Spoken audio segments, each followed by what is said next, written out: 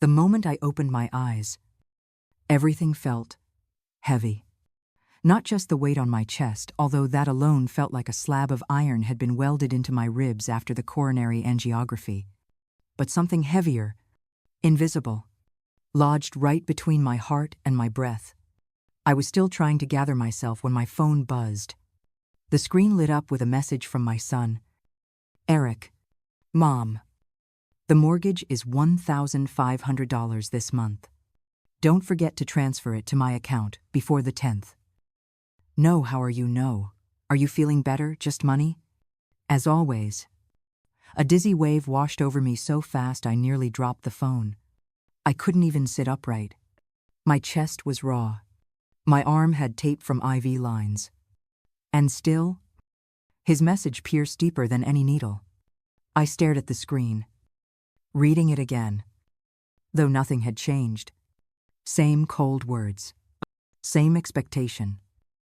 And that same question I kept pushing away. Why am I still doing this? Why am I still letting him bleed me dry like this? Should I still keep him in my life? The room smelled of disinfectant, sterile, like the kind of love I now realize I've been clinging to for far too long.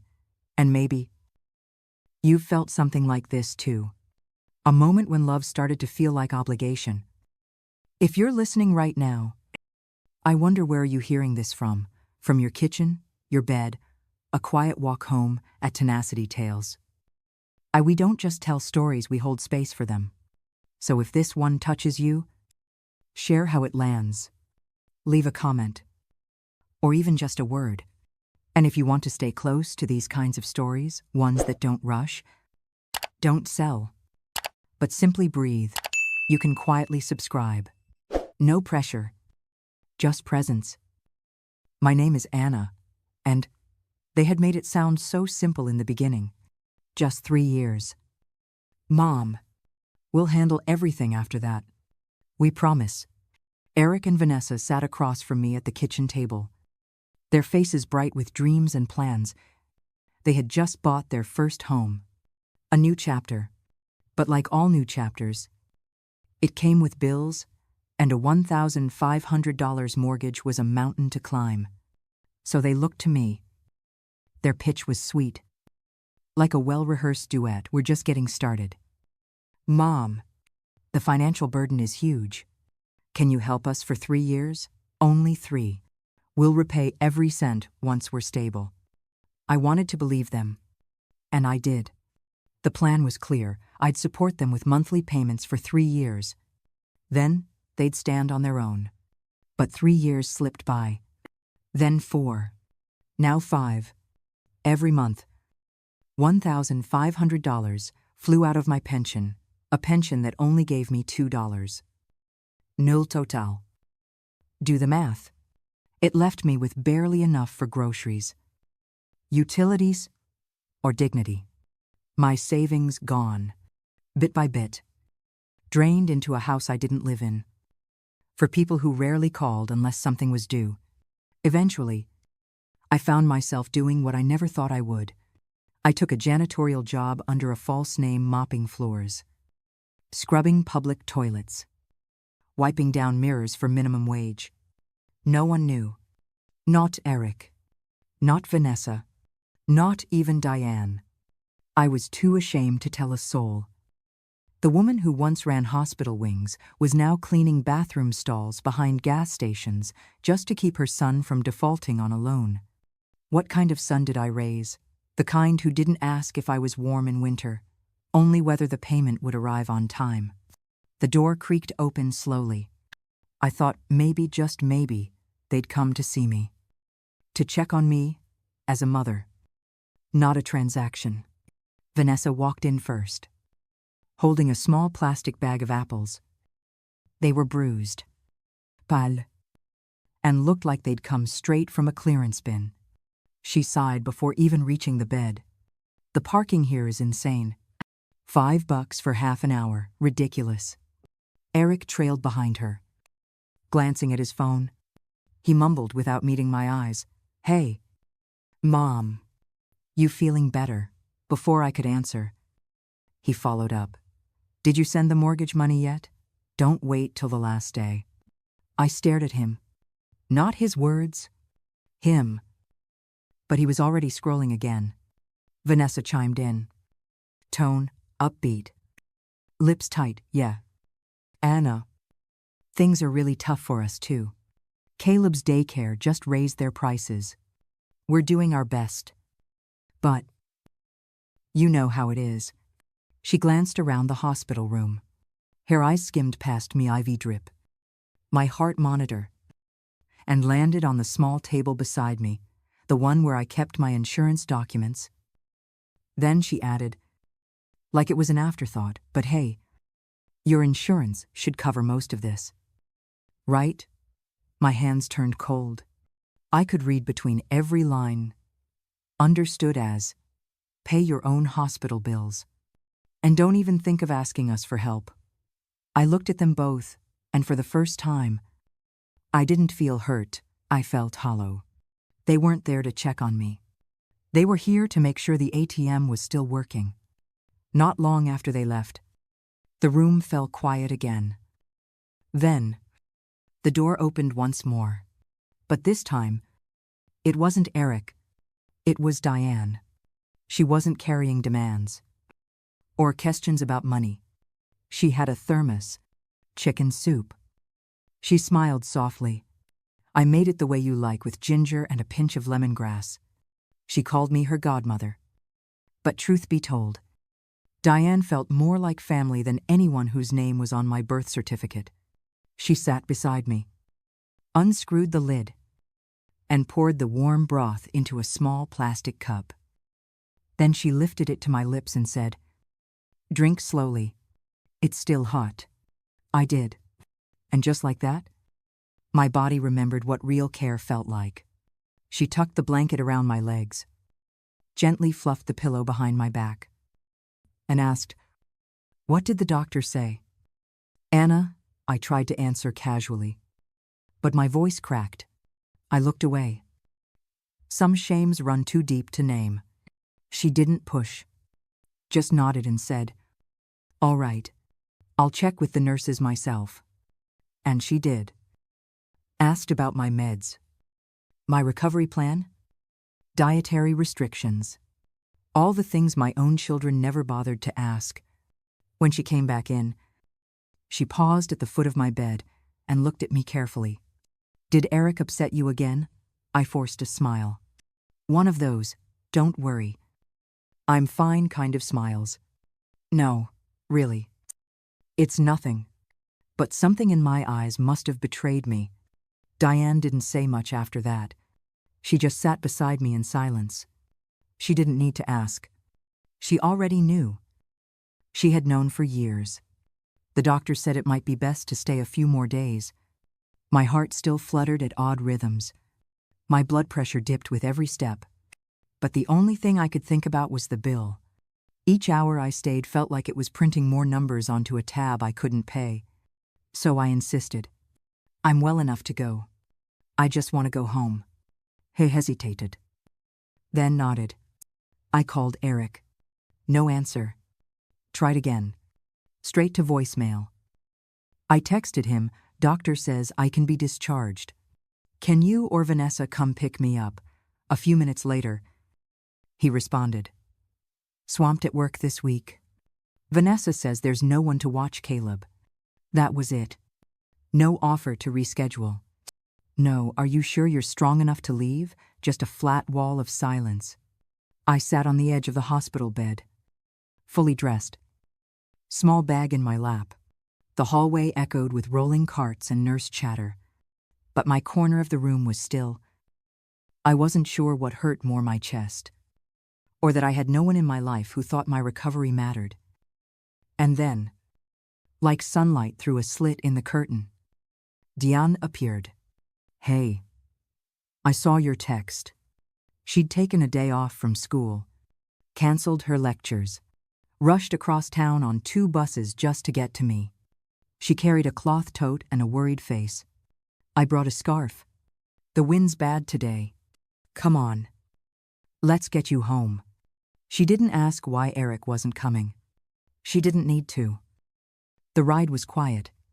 I leaned my head against the window, Watching the city blur past, every building felt too tall. Every person felt far away. By the time we got to my street, the ache in my bones had spread to the soles of my feet. Diane helped me up the steps slowly. She opened the door and waited for me to step in first. I stood at the threshold for a moment. The house was silent. No smell of soup. No warmth in the kitchen. No signs that anyone had even noticed I'd been gone. A house is only as warm as the people in it, and this one was freezing. I sat down at the kitchen table. The cushion was cold and stiff. I opened the fridge. A few sad leaves of wilted lettuce. A half-empty jar of mustard. Nothing that said welcome home. No missed calls. No messages from Eric. Not even a glad you're back. I glanced around and whispered to myself, maybe silence is kinder than false concern. But deep down, I knew this wasn't peace. It was abandonment dressed as quiet. Barely 2 days after coming home, I was still dragging my feet through the house like a ghost. I hadn't even had the strength to boil a pot of rice. That morning, I sat in my kitchen robe, staring at the half-empty fridge when the doorbell rang. I wasn't expecting anyone. When I opened the door, Vanessa stood there holding Caleb. He was bouncing in her arms, full cheeks. Pink skin, eyes gleaming, not a single trace of illness. And yet, the first words out of her mouth were soaked in alarm. Anna, Caleb had a terrible fever last week. We had to rush him to the doctor twice. I stepped aside. She walked in without waiting for an invitation. We paid so much for the visits. And the medicine. We're stretched thin. Really. That's why I came. I didn't say anything. I just looked at her. Then at Caleb, laughing, babbling, trying to reach for a spoon on the table. Vanessa's eyes glistened. She dabbed at the corner of one eye, but no tear fell. Could you help us out just this once? Just $500? For Caleb, there it was. The number, the ask, always wrapped in maternal urgency. Always just for the child. Always with eyes that never really met mine. I glanced toward the envelope on the counter. My pension. It had arrived the day before. I hadn't even cashed it yet. That money was meant for the mortgage. I clenched my teeth, picked up the envelope, and peeled out 5 crisp bills. Her face lit up before I even handed them over. Oh, thank you. Anna, thank you. To Nor. I'll pay you back soon. I promise. She kissed Caleb's head. I spun around and headed for the door. No, how are you feeling, No? Can I get you anything? Not even a pause for tea. Just the sound of her heels clicking away. Like someone late for their next performance. The mortgage wasn't paid on time. I knew it the moment my phone rang sharp. Insistent. Like it had something to accuse me of. Eric's name flashed across the screen. My heart clenched. I picked up, even before I knew what to say. Mom. Why hasn't the mortgage been paid yet? The bank just called me. His voice exploded through the speaker like a firecracker. I flinched, holding the phone away from my ear. Are you seriously just abandoning us now? Is that it, then? From the background, Vanessa's voice cut through like broken glass. Anna. This could ruin our credit score. What are you thinking? I tried to respond, but my voice caught in my throat. Before I could explain, she went further. Eric's grandmother used to say, a real mother puts her son first. What you're doing now, it's just selfish. I sat still on the kitchen stool, the phone shaking in my hand. I couldn't breathe. My mouth tasted like metal. They were quoting the dead now, twisting the words of a woman who once held my hand during labor, just to shame me into obedience. They knew where the money went. They knew I'd given it to them. And still, they had the audacity to act like I was betraying them. I managed to rasp out, you know where the money went? There was silence on the line for a moment, an eerie kind. Like a held breath, I hung up before they could speak again. My hands were trembling so violently. I couldn't hold the glass of water in front of me. The pain came next sharp, stabbing, right under my ribs. I pressed my palm to my chest and looked up. The photo of Helen Eric's grandmother hung quietly on the wall, her eyes calm and kind. I stared at her and whispered, "Was this what you meant? Because I had raised a son. I had sacrificed everything. And still, I wasn't enough. Sometimes, the ones you give the most to are the ones who turn their backs first. If you're still here, listening, I'm truly grateful. Where are you hearing this from? How did this story sit with you at Tenacity Tales? These stories aren't about drama. They're about truth in all its ache, quiet strength, and quiet refusal to give up. If any part of this echoes something you've lived, leave a comment.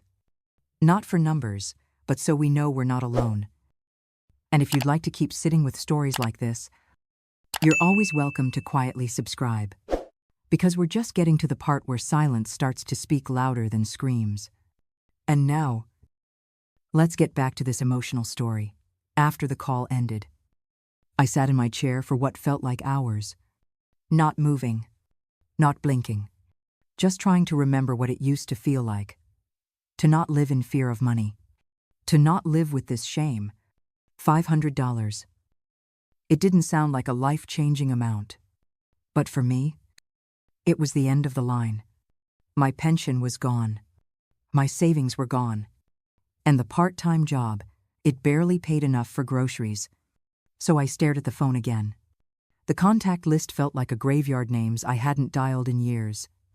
Until I stopped at one Frank Delaney, retired nurse, former colleague, once my lunch buddy.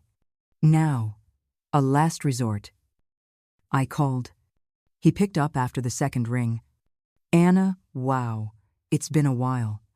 His voice was warm, familiar. I wanted to hang up.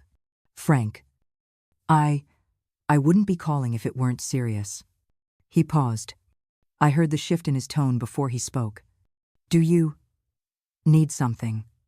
My throat closed. The words wouldn't come. "Can I come by?" I managed. Just for a moment. Frank lived in one of those pre-war apartment buildings. Steep stairwells. No elevator. Smelled like boiled potatoes and old books. By the time I reached his floor, I was breathless, heart pounding, legs trembling. He opened the door with a smile. But his expression shifted the moment he saw me. "Anna, you don't look well." I waved him off. "I'm fine. Just a little tired." But even I didn't believe myself. He led me to the worn-out couch, offered me tea, and waited. I stared at the cup in my hand like it might disappear. "Frank," I said, and then stopped. He didn't rush me. "I need to borrow some money." It was the hardest sentence I've ever spoken aloud. Frank didn't flinch. But something in his face softened into a blend of pity and quiet shock. "How much?" "500. "Anna, your son is nearly 40. I looked away. "I know. And you're still the one worrying about his mortgage." My lips trembled. I wanted to say no. Not anymore. But the truth stuck in my chest like a stone. So I lied. "It's just temporary. A little bump. That's all." He handed me the money anyway. Neatly folded bills. No questions asked. But the way he looked at me, it wasn't cruel. It wasn't judgmental. It was worse. It was disbelief. As if he couldn't understand how a woman like me, once so strong, so precise, so respected, could now be sitting on his couch, humiliated, borrowing money to feed the son who forgot how to ask if I'm okay. The house felt too quiet after I returned from Frank's. Even the hum of the refrigerator felt louder than usual. That night, I couldn't sleep. My mind kept going back to the money folded in my purse. Money I didn't earn. Money I never wanted to ask for. So the next morning, I got up early and did what I used to do. When the world felt too heavy, I made orange marmalade. The process was slow. Familiar, almost like meditation. The slicing of the peel, the gentle simmering, the slow thickening of sugar and citrus. It smelled like my younger self. Like hope. I filled 3 small jars, wiped the rims, and sealed them. 1.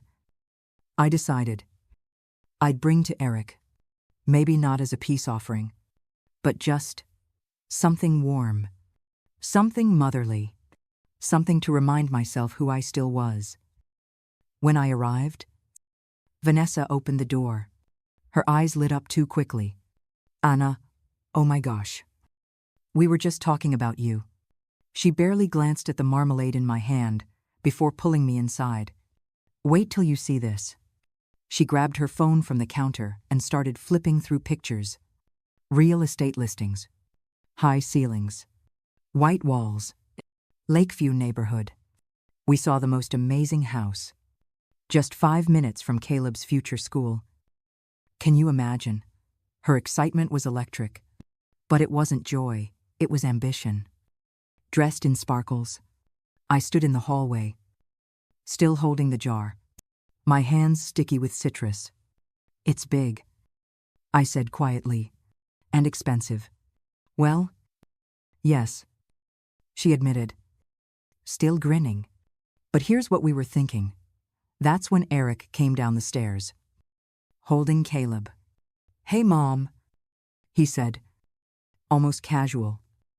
We were thinking your house is kind of old now. Right. What if you sold it? You could move in with us. Vanessa chimed in instantly. Yes, you'd have your own room. Help us with Caleb. And we'd take care of you.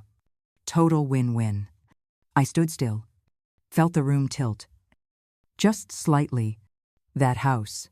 My house wasn't a building. It was a memory. My marriage. My life. Every chip tile held a story. Every creaky floorboard. A laugh, or a fight, or a night spent waiting for someone to come home. And now they wanted to strip it away and call it generosity. I haven't thought about selling it, I said softly. Their smiles flickered. Barely a beat. But I saw it how quickly warmth turned to calculation. Vanessa clutched my arm gently. Just think about it. Anna. For Caleb. He deserves the best. There it was again. Caleb. The shield. The excuse. The golden key to guilt. I didn't say yes. I didn't say no. I just placed the marmalade on their counter and wiped my hands on a napkin. They came over with groceries, a full paper bag like they were ready to host a feast. Vanessa's voice was syrupy sweet as she carried it into my kitchen. Anna, let's have a nice family dinner tonight. It's been ages. She started pulling things out, chicken breast, potatoes, a bottle of cheap wine, some salad greens, all items that looked good on a dinner table, but not exactly nourishing. I stood by the sink, wiping my hands on a towel. My stomach was still recovering. But I didn't say no. We just want to spend time with you, she added, smiling wide. And, well, there's something important we'd love to talk about. There it was. The real reason. I watched as she slipped the chicken into the pot, humming to herself. Like everything was perfectly normal. Eric sat down at the table with Caleb, who played with toy trucks. Family scene. Staged. I couldn't shake the feeling I'd walked into a scene they'd rehearsed a dozen times. Dinner was served. I couldn't eat. My stomach turned at the first bite. The meat felt dry. The wine tasted metallic. Still. I sat there, listening. Vanessa took her cue. Anna, we've been thinking. That house we showed you, it's perfect for Caleb. Great school district. Friendly neighbors. And so much space. She picked up a piece of chicken and gently dropped it into my bowl. But we can't afford the down payment unless we sell your place. Then came the closing line. Dressed in sugar. It's not just for us. Anna. It's for Caleb's future. I stared at the bowl. The chicken floated in broth like a threat in disguise. Eric, barely looking up, nodded in agreement.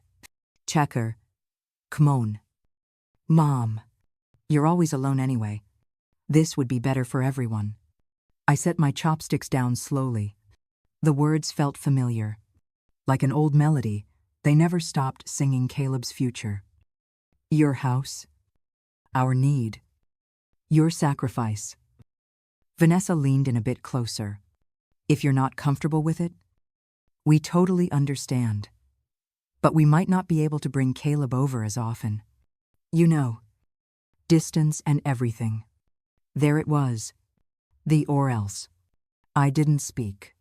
I couldn't. My chest felt tight, like someone had stuffed it with wet cement. The silence dragged on. But they didn't stop smiling. I wanted to scream.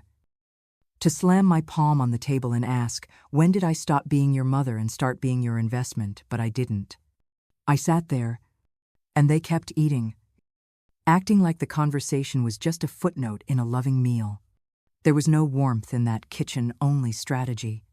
Even the wine they poured tasted like control. The pain came suddenly. A sharp, curling stab just beneath my ribs, like something inside me was twisting, wringing itself dry. It started that night. After they left. After the dinner where they dropped guilt like salt into an open wound, I sat alone in my chair. The dishes still sitting in the sink. The taste of their words was still in my mouth, bitter. Metallic. Unrelenting. Then came the nausea. Then the fever. Then the weakness. By morning, I could barely stand. I was drenched in sweat, dizzy with every breath. With trembling fingers, I picked up my phone and called Eric. He picked up on the third ring. Mom, what is it? I could barely speak. I think I need to see a doctor. It's bad. He cut in. I've got back-to-back clients this week. I'll tell Vanessa to check on you. That was it. Before I could finish the sentence, he was already gone. A few hours later, Vanessa appeared. She knocked once and walked in like someone inspecting a property. Her nose wrinkled the moment she stepped into the living room. Oh my God. What's that smell? She moved around quickly, glancing at the floor, the sofa, the corner of the kitchen. Like she wasn't visiting a sick person, she was assessing damage. She wore gloves. She poured me a glass of water. Mechanically. Here. Sip slowly. Don't throw up on the rug. She sat down at the edge of the bed and smiled faintly. Anna, you're not as strong as you used to be. Maybe it's time to start thinking about arrangements. She said it like she was suggesting I look into a new couch, but her eyes kept drifting not to my face, but to the drawer beside the bed. Then, the real question slid in. Sweet as syrup. By the way, that old savings account of yours, is the password still your birthday? I stared at her. She wasn't here to check on me. She was here to check if I still had something left to take. That night, I didn't sleep. The nausea was relentless. My stomach felt scraped raw like someone had run a wire brush through it. Diarrhea wouldn't stop. Even the act of sitting up to drink water felt like lifting a mountain. I dragged myself to the bathroom. Slippers soaked. Body trembling. I knelt on the floor and wiped up the mess alone. The tile icy. The air thick with silence. Every sound was magnified. The drip of the tap. The distant ticking of the wall clock. Every second. Slow. Sharp. Punishing. I remembered another night. More than a decade ago, my husband had been hemorrhaging. Lying in a hospital bed, I had knelt on a similarly sterile floor, wiping blood with tissues, cleaning him up, changing sheets, not once thinking it was too dirty, too heavy. But now, one bout of gastritis, and I had become an afterthought. A burden. Where were they? Not a call? Not a message. The sun began to rise. Light slipped across the floor. And then a knock at the door. Gentle, steady. I pulled myself up with the edge of the sink, every joint screaming. I opened the door, and there she was. Diane. She didn't say a word at first. She just looked at me and I saw it in her eyes. Concern. Quiet anger. A kind of heartbreak. She didn't speak aloud. She held up a paper bag. Breakfast, she said softly. She stepped into the kitchen and set it down. Her brows furrowed as she looked around. I tried to straighten up, pulled at my collar, wiped my face with my sleeve. I'm fine, I whispered. Just ate something bad. She didn't answer. She walked quietly to my bedroom. Minutes later, she came out, holding a small stack of papers, my prescriptions. Insurance forms. She held them like evidence in a trial. What have they done to push you this far? I said nothing. My voice couldn't push past the lump in my throat. She sat across from me while I tried to force down a few spoonfuls of rice porridge. Then, without pressure or judgment, she placed a business card on the table. Her name's Melanie. She's a lawyer. Someone I trust. I looked at the card. Neat font. No frills. A calm kind of power. She specializes in protecting elders. I'm not saying you should sue them. I'm saying you don't have to keep living like this. For a long moment, I said nothing. But last night, while I was sweating, shaking, curled on a cold floor, they were circling my documents like vultures. So I asked, softly, can she really protect me? Diane didn't flinch. Yes, and I'll go with you. Diane came to pick me up early that morning. The sun hadn't quite warmed the streets yet, and a thin layer of mist hung over the sidewalks like an old breath that hadn't settled. I wore my best coat, the one with the stitched cuffs. A little frayed, but still dignified. I pulled the brim of my hat low, like someone heading to the store. But I wasn't going to buy groceries. I was going to reclaim my life. The office building was quiet, no big logos. No marble floors. Just a small brass plate by the entrance, Melanie Cross, Elder Law and Estate Planning. Inside, it smelled faintly of paper and lemon polish. Melanie sat behind a modest desk. Thin-rimmed glasses. Calm posture. Not the fast-talking, shark-type lawyer I had feared. Her eyes were still, measured, like a woman who had seen many battles and knew how to win them quietly. Mom, you're here because you want to protect your home, your rights, and your decisions. Is that correct? I nodded, my hands resting in my lap. They were cold, but not shaking. Then we need to put 3 things in place, she said, sliding a folder across the desk. First, a revocable living trust. Every asset you own, including your house and bank accounts, goes into it. Second, a healthcare proxy to appoint someone you trust for medical decisions if you're unable. And third, a disinheritance clause to ensure that your son and his wife will receive nothing unless you say otherwise. Her voice didn't waver. She said it like reading out a grocery list, but each word struck me like a gavel hitting wood. Once you sign, they can't touch anything even if you lose the ability to speak. I looked at Diane. She didn't smile, didn't nudge me. She just waited, like someone holding open a door. I took the pen. My hand trembled at first, not from fear, but from the sheer weight of this moment. Then I signed. The moment I stepped back into the house from the lawyer's office, the light felt different. It wasn't brighter. It wasn't warmer. But it was mine. For the first time in years, I didn't feel like a guest in my own home.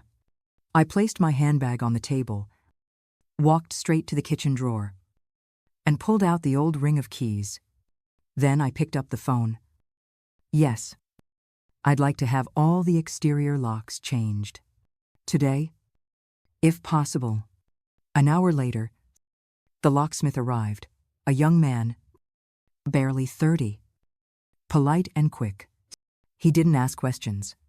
He didn't need to. By the time he left, the doors had new hearts.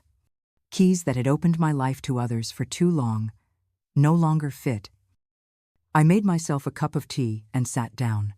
Then, quietly, methodically, I began to gather every piece of paper I had, the insurance files, the old bank passbooks, the title deed, every document they had once touched.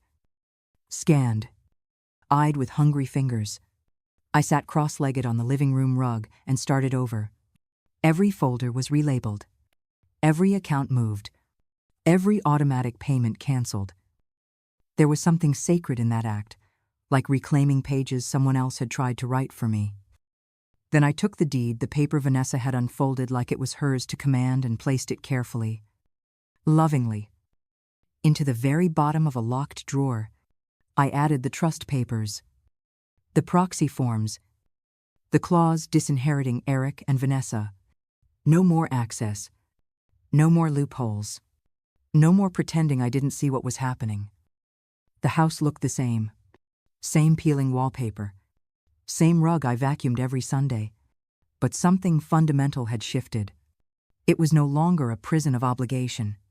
It was a sanctuary of choice. And for the first time in my life, I wasn't afraid to lock the door. It happened on a Thursday afternoon. The kind of day where the sky looks like it's thinking about raining, but never does. I was folding laundry when the doorbell rang.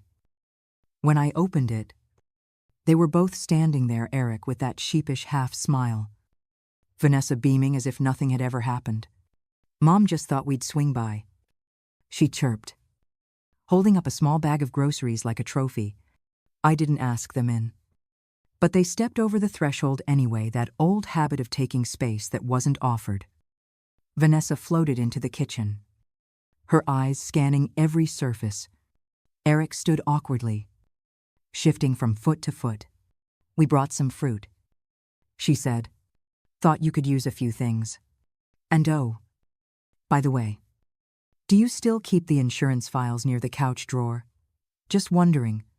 Her voice was sweet, airy, but her eyes were already flicking toward that exact drawer. I stayed calm. No need, I said quietly. Everything's sorted. She blinked. Something in my tone must have landed.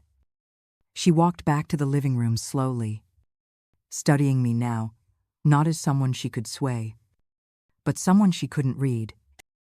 Eric cleared his throat. About the mortgage this month. Any chance you've had time to? I held up my hand. I didn't shout, didn't cry, just looked at them and said, as evenly as I could, don't touch my things. The air froze, like glass just before it shatters. They left shortly after, murmuring something about Caleb's art class. No hugs, no goodbyes. But that sentence, it stayed in the room like a line drawn in stone. Don't touch my things. Have you ever had to draw a boundary even when your heart ached to leave the door open, if you're listening from a quiet corner of your home, or in the middle of a crowded street? Leave a little comment below, just so I know you're here, listening to. Tenacity Tales is where the stories that often go untold finally have a place to breathe. And if this part of the story touched something inside you, maybe hit that subscribe button. Not to follow me, but to hold on to these stories you once needed too. We're not done yet. This mother's fight is far from over. It didn't take long.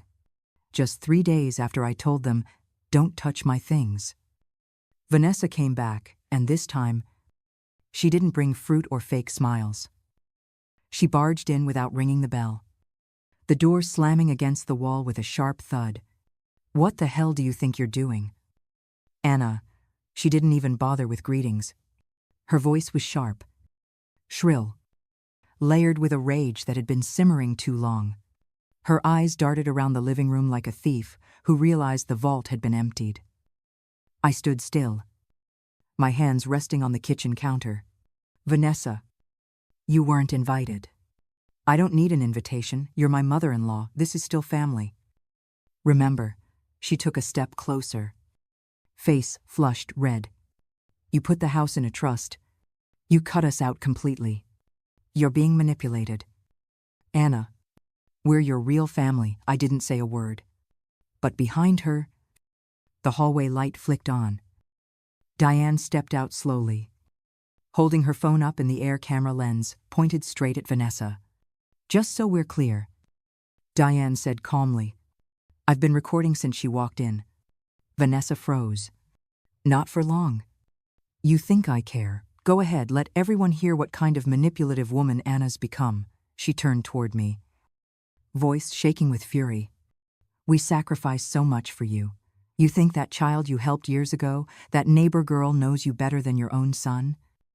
She was losing her grip. The calm mask she always wore had shattered. I stepped forward. Slowly. My voice barely above a whisper. You didn't sacrifice. You extracted. There's a difference. Don't you dare talk to me like that, she screamed. But it wasn't fear in me now, only clarity.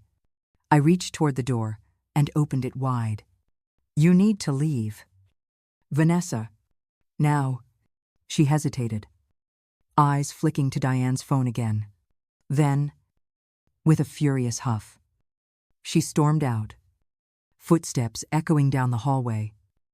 I locked the door behind her, twice. Then I turned, walked into the kitchen, and stirred the pot of soup I'd been making. The vegetables had softened just enough. Dinner was ready. It was a quiet Sunday morning. I had just sat down with a cup of weak tea, watching the steam curl into the still air. Then, a knock. Not rushed, not aggressive, just hesitant.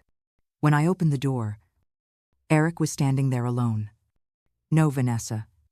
No Caleb. No excuses in his hand. He looked different. Not younger. Not older, just worn out.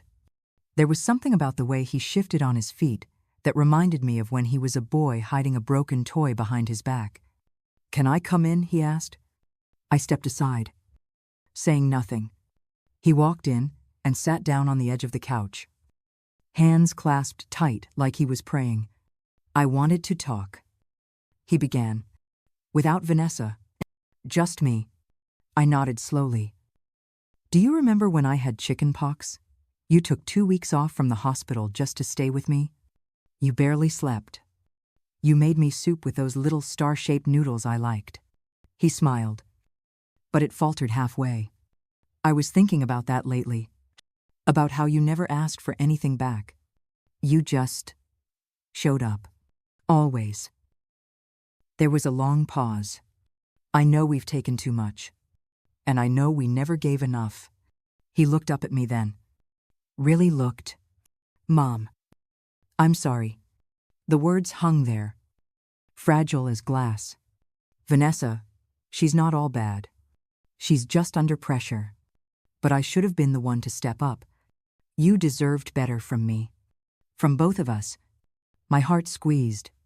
Not because of the apology, but because of how late it came. I sat down across from him, folding my hands in my lap. Eric, the house is already in the trust. It's irrevocable now. You won't inherit anything. His smile dropped. I continued. It's going to the local women's shelter after I pass. That decision is final.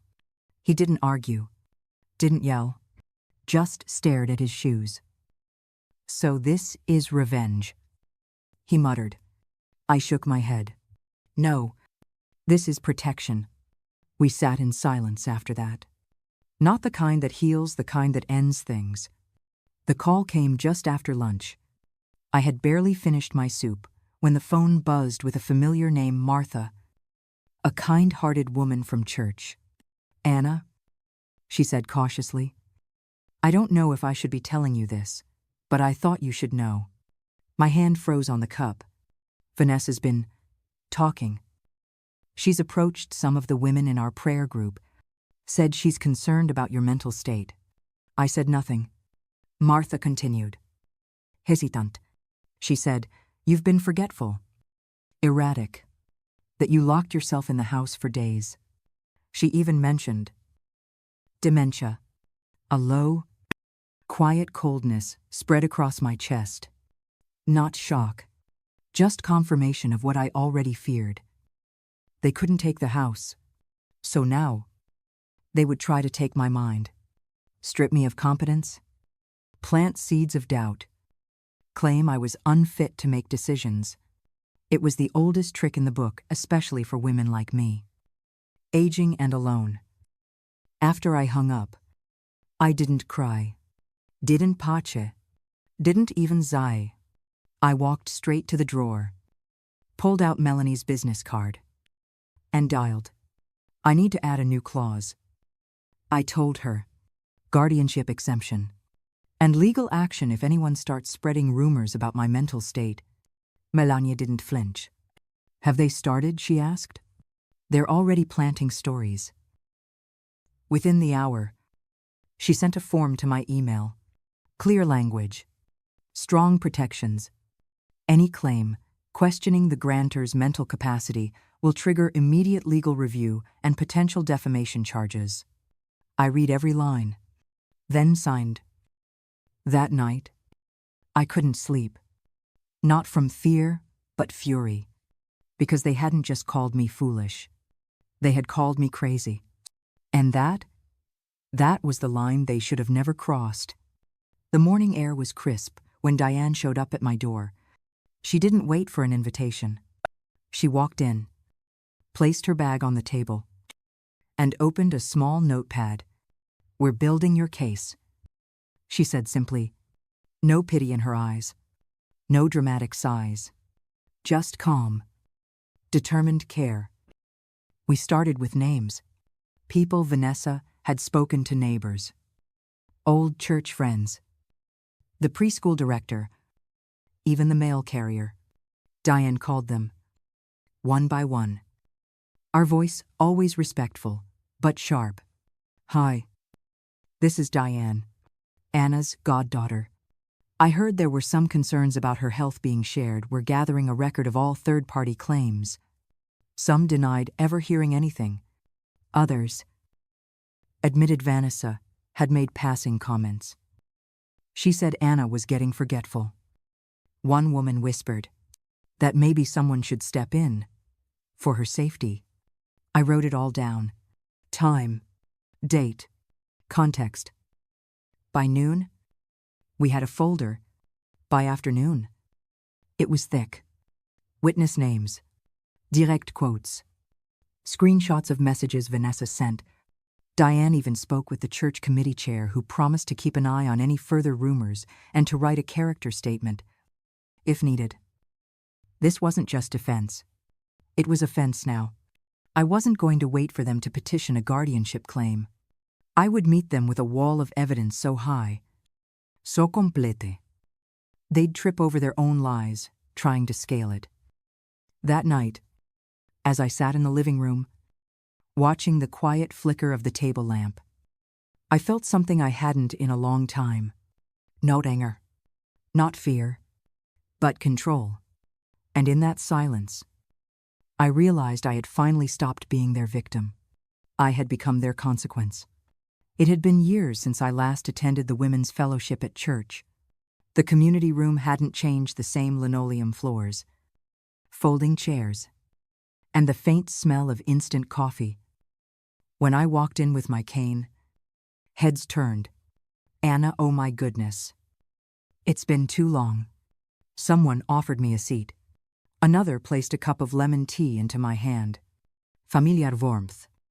Polite curiosity. And beneath it whispers, waiting to bloom. We spoke of gardens, of aching knees and neighborhood news. Then someone mentioned the property tax hike in the district. That was my opening.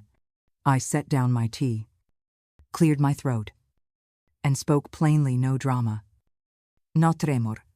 I've put my house into a trust. After I pass, it'll be donated to the Women's Shelter Fund downtown. A hush. One or two hands froze mid-sip. A few eyebrows lifted. Figured it's better to give women who've been through hell a roof over their heads than to leave it to anyone who only saw me as a means to an end. No names were said, but I didn't need to say any. The message hung in the air like incense, subtle, unmistakable. After a few beats, someone clapped softly, then another. Soon, murmurs of support filled the room. Anna. That's incredible. You've always had a strong spirit. I smiled. But inside, I felt something even better, peace.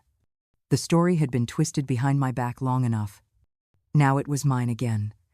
And with that one quiet announcement, I burned the last bridge they could ever try to cross.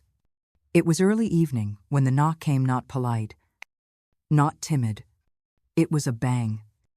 2, 3 times. Loud and fast. Before I even reached the door, it burst open. Vanessa stormed in like a thundercloud, hair tousled, eyes blazing, breath quick. "What the hell are you doing?" "Anna," she shrieked. "You're donating the house." Eric trailed behind her. Pale, lips tight, avoiding my eyes. I didn't answer right away. I walked to the stove and turned off the simmering soup. Calm as glass, Vanessa slammed her purse on the table. "You think this is a joke? This is your son's inheritance." "What about Caleb? What happens to him?" I wiped my hands with the towel. "Last time you asked for money for Caleb's medication, he was outside, laughing on the trampoline." Her eyes widened. Eric flinched. "You've been spying on us now," she hissed.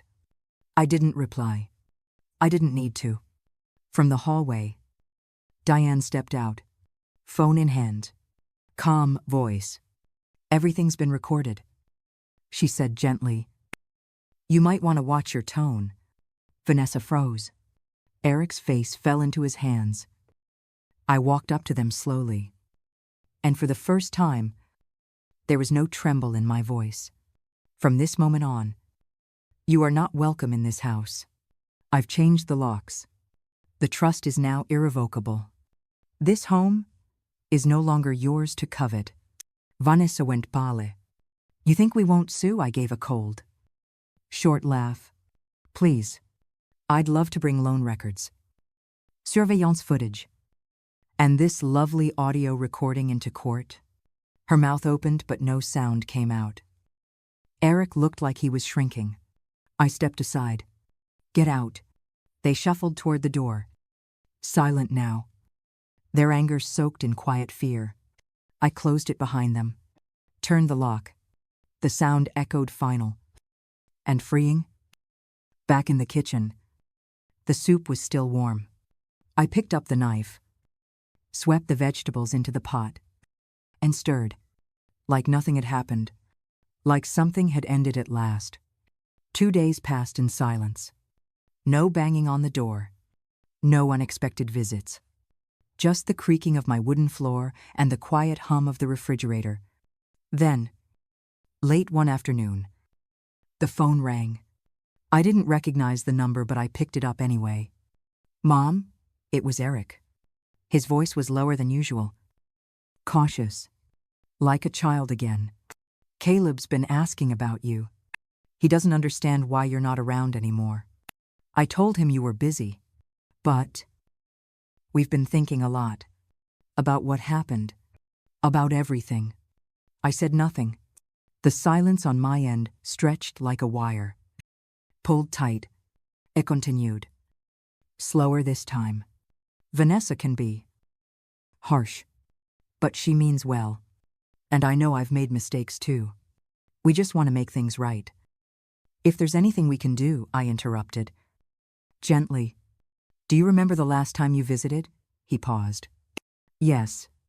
"Do you remember what was said in this house that day?" Another pause. "Yes." I nodded to myself. Even though he couldn't see, I recorded it. Everything. It's all saved. He didn't speak again. I waited a few seconds, just to see if he'd try. But there was nothing left. "Take care of your son." "Eric." Click. The call ended.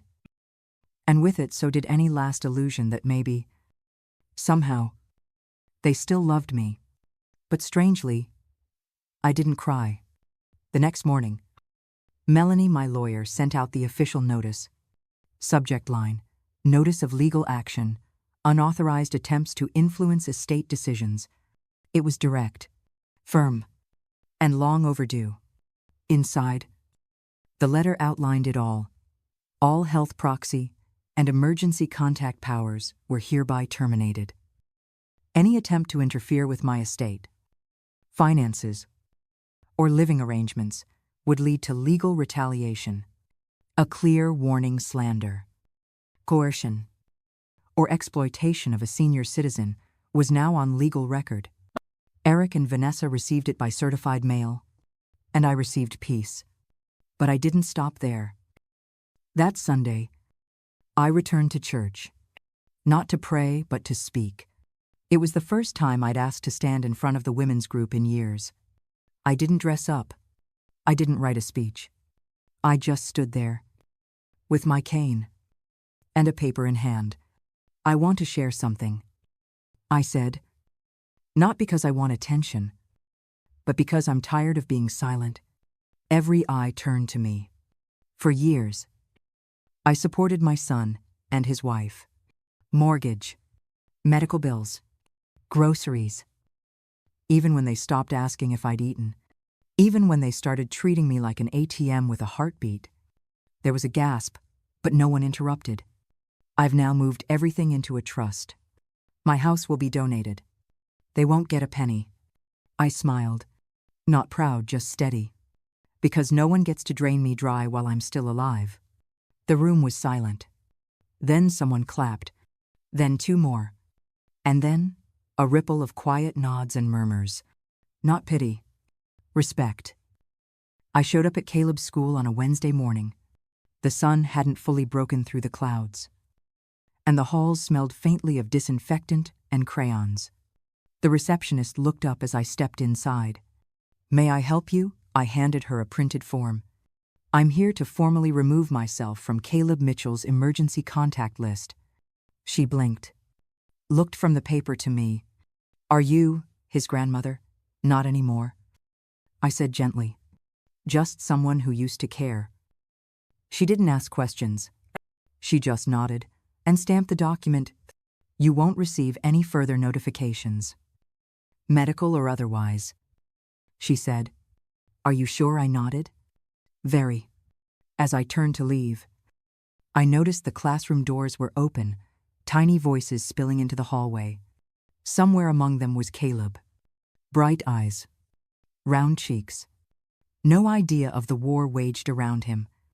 And that was how it should be. In the parking lot, the air shifted. I knew she was there before I saw her. Vanessa. She was leaning against the car, phone clutched in hand, eyes already brimming. Anna. Her voice trembled. Not with regret, but with disbelief. I stopped a few steps away. She opened her mouth again, but I didn't let her speak. Goodbye, Vanessa. Just that. Soft. Final. I turned. And this time, I didn't look back. There were two notices pinned to my front door that morning. One from the city clerk's office, a formal confirmation of property donation. The other, handwritten by me, simple. Clear, as of today. This house shall be known as Helen Place. I stood there for a long moment. Key still in my hand. Heart still. Helen. My late mother-in-law. They had used her memory to guilt me for years. Grandma Helen would never abandon her family. Vanessa once hissed. But they never knew Helen like I did. Not the sweet old woman in the photos, but the quiet strength beneath her silence. She too had been used. Drained. Thanked with indifference. And still, she baked cookies and ironed shirts. Not because they deserved it, but because she couldn't stop giving. So I gave her name not to appease guilt, but to reclaim dignity. Inside, the house was still the same. Faded wallpaper, squeaky floors, a stubborn patch of sunlight that landed on the rug each afternoon. But now, the walls held a new purpose. Helen Place, a sanctuary for women escaping abuse. The documents were clear. This house would never be sold, inherited, or leased to family. Only passed forward to those who needed shelter, safety, and silence to heal. I walked from room to room that day, touching the door frames, opening the windows, letting in the air of something bigger than my grief. They thought this house was equity. I turned it into legacy. I heard it first from Mrs. Chang, a neighbor who always lingered by her roses longer than needed. Anna, how did you hear your son Eric? He's no longer with that big real estate firm. She whispered it like gossip, but her eyes watched me for a reaction. Apparently, he was transferred. Quietly. The story unraveled over the next few days. Turns out, the new HR director at Eric's company was a college friend of Diane's niece. And Diane had shared a few things. Not everything. Just enough. Just the parts that mattered. A grown man pressuring his ailing mother to give up her home, tampering with medical narratives, financial exploitation in a family setting. Enough to raise questions.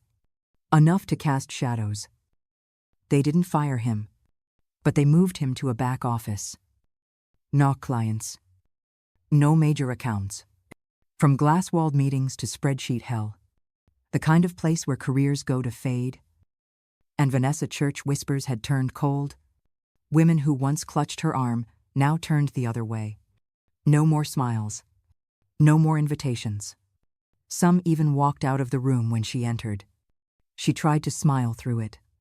But gossip, real gossip, carries weight when it's rooted in truth. She used to call Anna unstable. I overheard one say, but turns out, Anna's the only one with any clarity.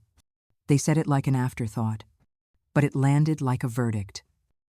There was no lawsuit, no confrontation, but they were done. Not because I tore them down. They did it themselves. I didn't cry. Not when I folded the curtains. Not when I peeled the old calendar off the fridge. Not even when I ran my fingers along the doorframe. The one Eric used to scribble on when he was barely tall enough to reach the handle. Diane was with me as always. She brought boxes, soft towels, bubble wrap for the picture frames. We moved quietly. No fanfare. No dramatic goodbye. Just the sound of tape tearing and the click of locks opening for the last time. I packed what mattered. Not all the china. Not the heavy furniture. Just a few photo albums. A single teacup with a hairline crack I couldn't part with. My husband's old sweater, the one I still reached for on colder mornings. And the final rose from the backyard bush. Wrapped carefully in wax paper. That rose had bloomed against every season. Through storms, droughts, neglect. Just like me. The new place wasn't fancy. One bedroom, a narrow kitchen, walls painted beige. But the sunlight poured in through the window each morning. And it was quiet, peaceful. No footsteps I didn't trust. No drawers being opened without permission. For the first time in years, I sat down in a home where no one expected anything from me, where I didn't have to trade my love for silence, or my dignity for belonging. As Diane helped me place the last box near the window, she turned to me and asked, "Are you okay?" I looked around the room, small, bare. "But Mina, I'm not sad." I said, "I'm light." The wicker chair by the window creaked slightly as I sat down. I poured myself a cup of jasmine tea, 1 spoon of honey. No sugar. The kind of tea you drink slowly. Not for the taste, but for the quiet it brings. Outside, children zipped past on their bikes. Laughter trailing behind like kites. Someone's radio hummed an old tune. Somewhere, a mother called a name lovingly from a porch. I wrapped the shawl tighter around my shoulders. Not from cold, just habit. For the first time in years, I wasn't waiting for anyone. Not for a knock. Not for an apology. Not even for understanding. The door remained closed not because I was hiding, but because now, I finally knew it would only open for the right people. For the ones who come bearing soup, not spreadsheets, warmth, not obligation, presence, not plans. The phone rang that morning. It was the director of the shelter. She told me they had already begun preparing Helen Place. The blueprints are ready, she said. It'll be a safe haven, not just a shelter, but a home. I didn't speak for a long while, just held the cup in both hands, steam warming my knuckles. Tell them, I finally said. Make the front gate wide, so no woman ever feels she has to ask permission to walk in. I had spent a lifetime shrinking, making myself smaller to fit into other people's comfort. But now I took up space. I leaned back, sunlight pouring through the curtains like a blessing. It caught the photo frame Diane had placed by my side table, a picture of me and my husband on the day we bought the old house. We were younger, tired, smiling. Now, I smiled again. Not because of nostalgia, but because this time I wasn't building something for someone else. I was living. For me, I used to think being a mother meant never saying no. That love, real love, had to be endless, unquestioning, and sacrificial. But love should never come at the cost of your soul. I gave them everything: time, strength, money, silence. And still, it was never enough. Not because I lacked, but because they never paused to ask what enough looked like for me. In the end, I didn't walk away to punish them. I walked away to protect the part of me that was still alive. And now, with each quiet morning, each cup of tea, each unopened door, I reclaim her, the woman I once was, and finally let her breathe. If you've listened this far, maybe a part of this story felt familiar. This isn't a tale of blame. It's a soft reminder that you, too, we deserve to protect your peace. If something stirred in you, or if you simply want to say where you're listening from, drop a comment below. I and Tenacity Tales are always here, listening back. And if you'd like to carry stories like this with you, just hit that subscribe button once is enough to stay connected. Thank you for walking with me until the very end.